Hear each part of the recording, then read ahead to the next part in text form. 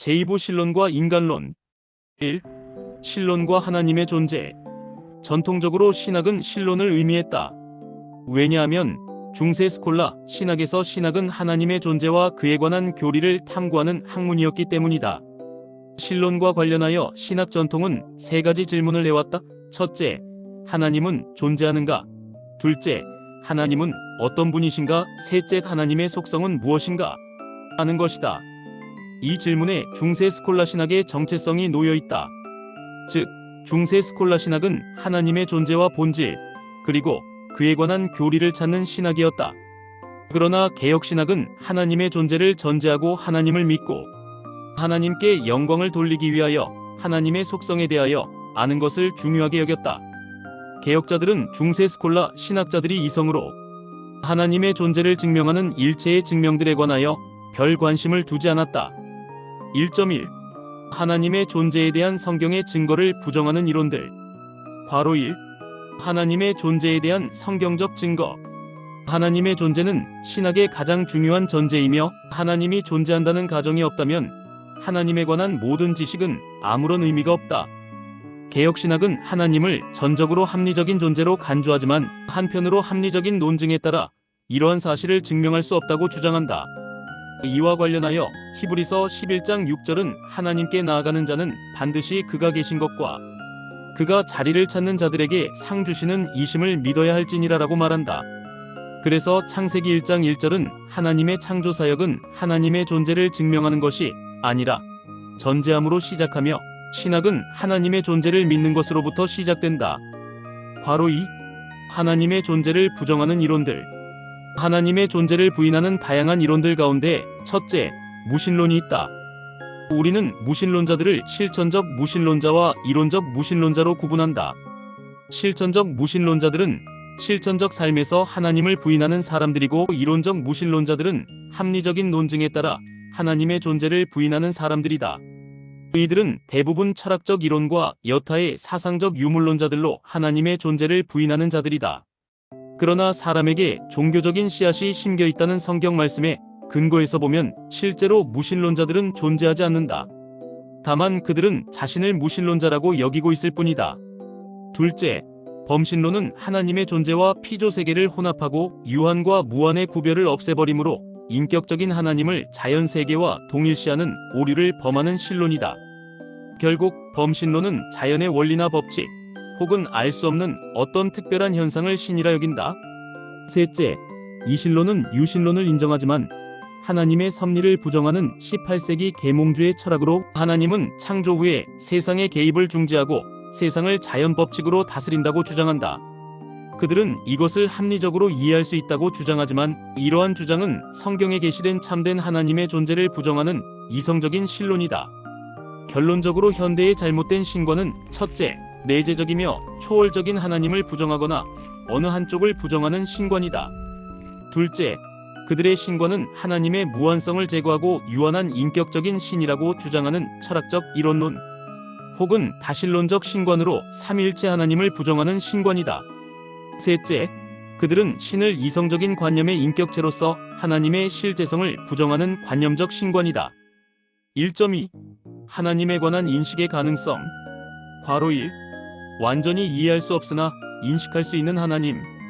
우리는 하나님께서 완전히 이해될 수 없는 분이지만 한편으로 하나님은 알 수 있으며 그에 관한 지식은 구원의 필수 불가결한 조건이라고 고백한다. 개혁자들은 이성에 의하여 계시로부터 참된 하나님의 지식을 획득할 수 있다는 스콜라주의자들의 주장에 동의하지 않는다. 루터는 오히려 십자가에 숨어 계신 하나님과 계시된 하나님이라는 이중성을 통하여 완전하게 알 수 없는 하나님이라고 설명한다. 칼빈은 말하기를 하나님의 본질은 이해할 수 없다.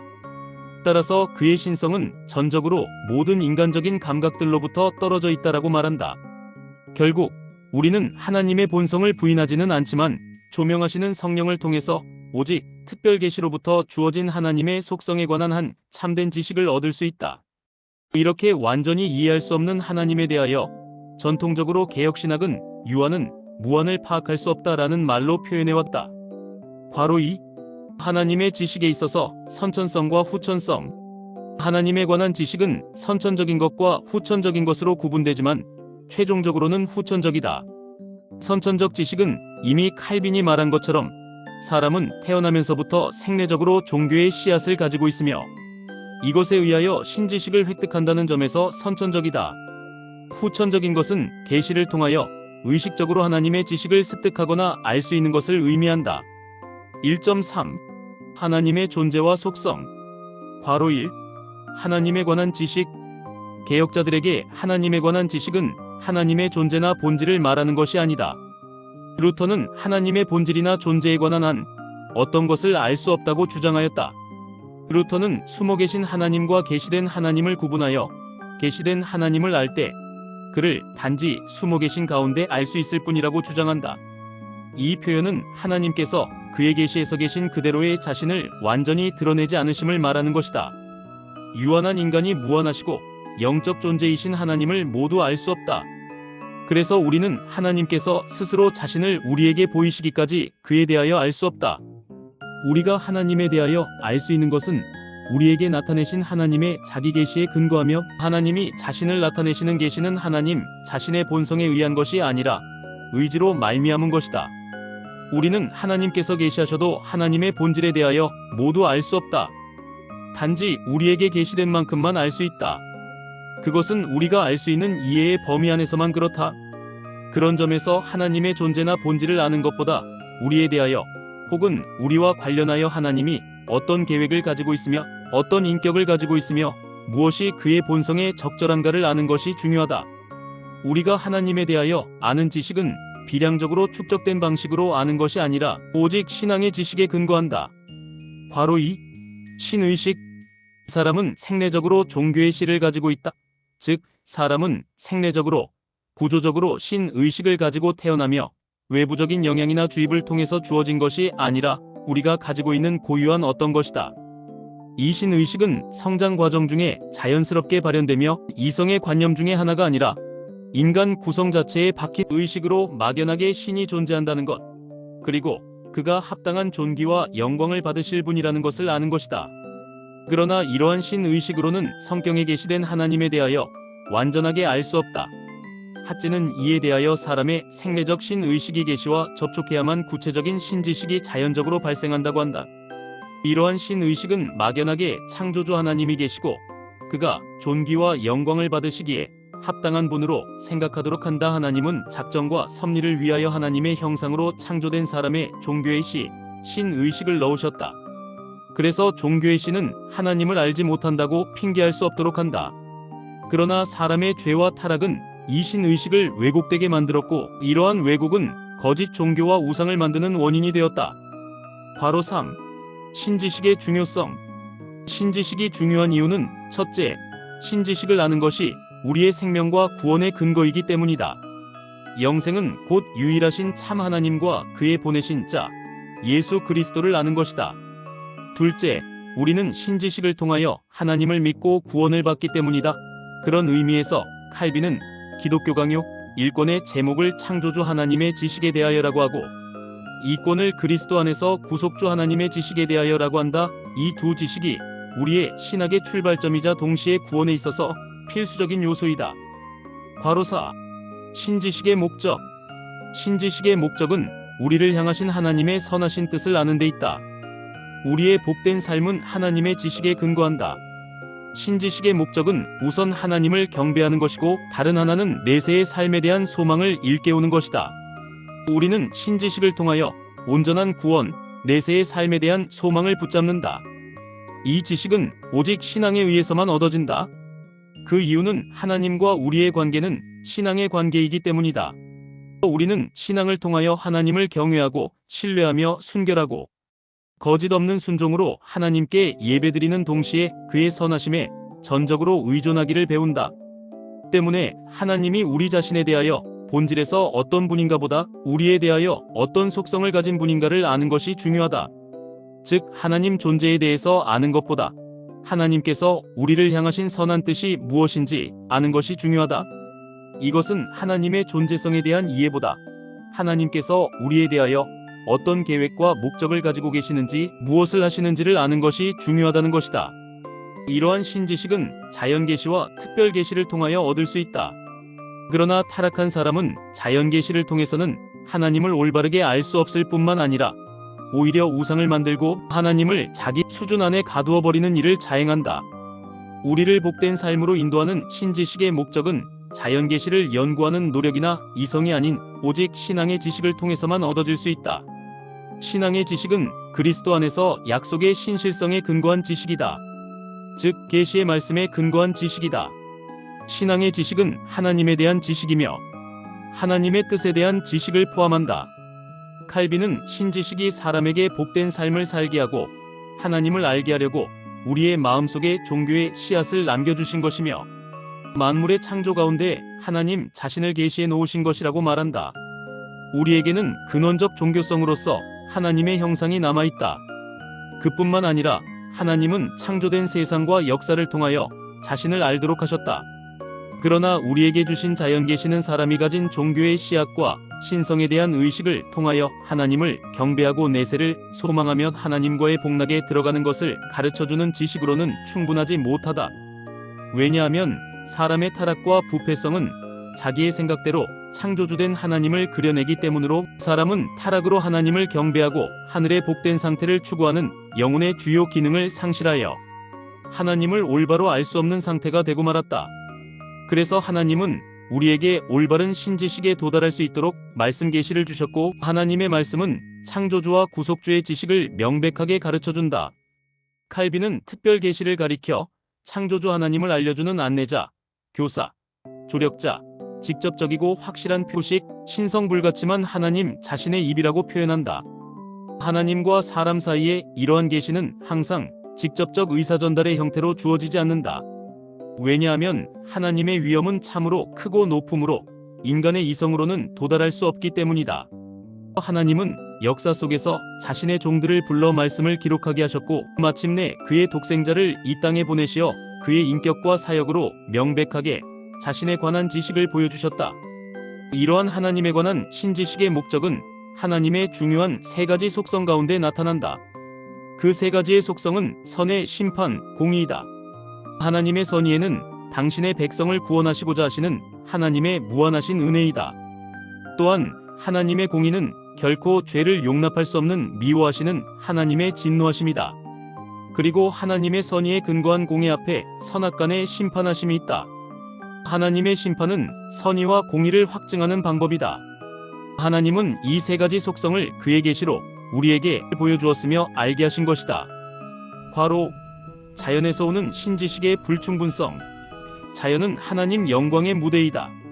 하나님은 자신의 무한한 권능과 지혜를 자연 속에 심겨 놓으셨다. 칼빈은 창세기 주석 첫 문장에서 하나님의 무한한 지혜와 영광은 하늘과 땅의 경탄스러운 구조에 현시되어 있다라고 말한다.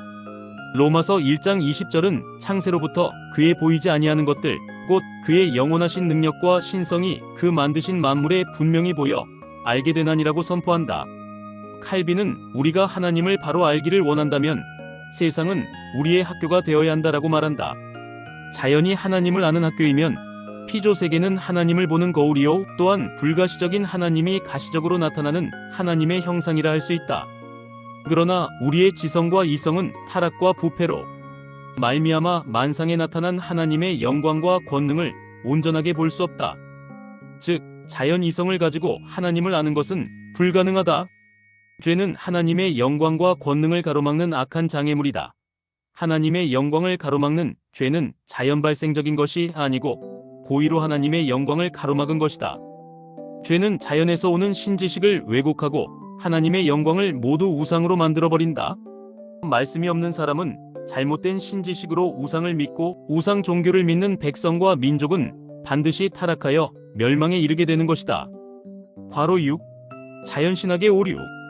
전적 타락을 믿지 않는 신학은 필연적으로 자연신학의 오류에 빠질 수밖에 없다. 즉 부분 타락을 주장하는 가톨릭 신학은 사람의 자연적 지성으로 하나님의 존재를 알 수 있다고 주장한다. 아퀴나스는 죄를 단순한 자연의 결핍 혹은 부조화 정도로 생각했으며 부정의 방법을 통해서 자연과 세상에서 하나님의 존재와 본성을 탐구하고자 하였다. 부정의 방법이란 인간은 유한하다, 반대로 하나님은 무한하다와 같은 논리이다. 이러한 자연신학의 오류는 개신교의 역사에서도 나타난다. 자연신학은 하나님의 계시에 의존하는 계시신학과는 달리 모든 신학 체계를 자연적 자료나 방법을 통해서 확립하는 것을 의미한다. 자연신학의 관점에서 18세기 계몽주의 철학이나 이성의 영향을 받은 19세기 자유주의 신학자들은 성경을 고등종교나 혹은 이방 종교의 산물로 보았다. 그래서 궁켈이나 베라우젠과 같은 자유주의 신학자들은 성경을 역사적인 진화 과정의 산물로 생각하고 기독교를 여타 종교의 발전 과정과 같은 것으로 주장함으로써 역사 비평을 통하여 기독교를 해석하려고 하였다. 결국 그들은 성경을 하나님의 영감된 특별 계시로 믿지 않는 사람들로서 기독교를 자연 종교의 하나로 취급함으로써 계시 종교로서의 기독교의 본질을 파괴하였다. 1.4. 계시와 하나님의 존재. 괄호 1. 신지식을 아는 순서. 하나님에 관한 신지식은 말씀 선포와 성령으로 말미암는 믿음에서 얻으며, 우리가 신지식을 획득하는 순서는 먼저 특별 계시를 믿음으로 받아들이며 그 기초 위에 일반 계시를 이해한다. 다른 말로 우리는 구속주 하나님이신 예수 그리스도를 통하여 창조주 하나님을 아는 것이다. 그래서 마태복음 11장 27절은 아버지 외에는 아들을 아는 자가 없고, 아들과 또 아들의 소원대로 계시를 받는 자 외에는 아버지를 아는 자가 없느니라라고 말한다. 아들은 아버지의 형상이시다. 그리스도를 보는 것은 아버지를 보는 것이다. 그리스도 안에서 신앙을 소유해야만 참지식의 근원이신 삼위일체 하나님을 알 수 있으며, 참다운 신지식은 우선 예수 그리스도를 알고 그를 믿는 신앙을 가지고 하나님을 아는 지식으로 나아갈 수 있다. 괄호 2. 계시에서 알려진 하나님의 존재. 첫째, 계시에서 알려진 하나님은 순수한 영으로, 하나님은 영이시기 때문에 사람의 감각이나 이성을 통해서 알 수 없다. 영으로서 하나님의 임재는 오직 그의 능력의 나타나심으로만 알 수 있다. 때문에 기독교는 영적 임재의 체험이나 나타남의 표징을 통해서 믿는 종교이지 사변적인 말장난이나 해석의 의미를 통해서 믿는 종교가 아니다. 한마디로 기독교는 말의 종교가 아니라 하나님의 능력의 나타나심으로 믿는 종교이다. 하나님의 능력의 나타나심은 그의 인격의 나타남이며 그의 영적 임재를 표징하는 것이다. 둘째, 계시에서 알려진 하나님은 인격적 존재로, 하나님이 인격적이라는 것은 자의식적이며 자기 결정적 존재라는 것을 의미한다. 하나님의 영성은 인격적이기 때문에 도덕에 있어서 완전하며 의지에 있어서 항상 자존적이다. 셋째, 계시를 통하여 알려진 하나님은 무한하고 완전하신 분이시다. 하나님의 무한성은 시간과 관련하여 영원하시고 공간과 피조물의 존재를 전제할 때는 편재성, 거대성이라 부른다. 어거스틴은 이러한 거대성을 하나님은 더욱더 크시도다라고 표현했다. 무한성은 시간의 범주 안에 없으며 시간을 초월하시는 분으로 영원한 현재이신 하나님을 말하는 것이다. 넷째, 계시를 통하여 알려진 하나님은 단일성, 단순성을 가진 분이시다. 단일성은 두 개 이상의 어떤 다른 실체를 상정하지 않으며 어떤 혼합도 있을 수 없다는 것을 의미한다. 즉, 하나님은 존재와 본질에 있어서 일치한다. 물론 존재와 속성에 대해서도 동일하신 분이시다. 다섯째, 계시에서 알려진 하나님은 생명으로, 하나님의 지성과 의지가 생명이다. 하나님 자체가 생명이기 때문에 생명성을 가진 다른 모든 피조물은 생명의 본체에 대하여 의존적이다. 그런 점에서 하나님의 형상으로 창조된 사람의 생명은 하나님에 대하여 부여된 생명이라고 할 수 있다.